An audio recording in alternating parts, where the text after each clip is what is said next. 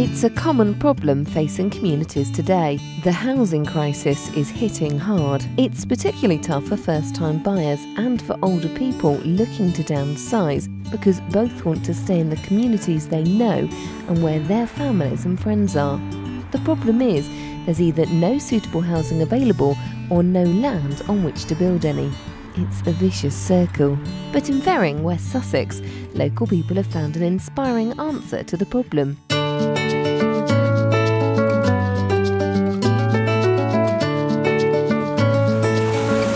They knew they needed more housing, but what they didn't want was commercial developers building in their one area of remaining green space. The kind of housing that we wanted to see was housing for people who wanted to stay in Ferring, either the elderly or indeed young couples who couldn't afford to buy the kind of houses that the developers want to build. Ferring decided to use community right to build orders as part of a neighbourhood plan, and by using that, they were able to grant themselves automatic planning permission for housing on local sites. The whole process was led by the parish council, who worked with local people to identify plots of land inside the village that could be used for housing without building on their cherished green space. They had two at their disposal: the community allotment site and the village hall site. Both were suitable, but building there would mean doing away with the existing allotments and the village hall, which, although old and in need of serious attention, was the key meeting place in the area.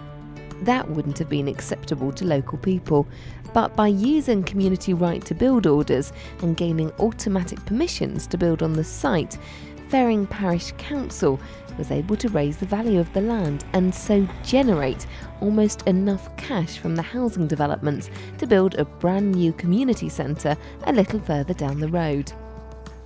The community right to build will give the village the opportunity to have a new Ferring Village Hall and community centre that it needs.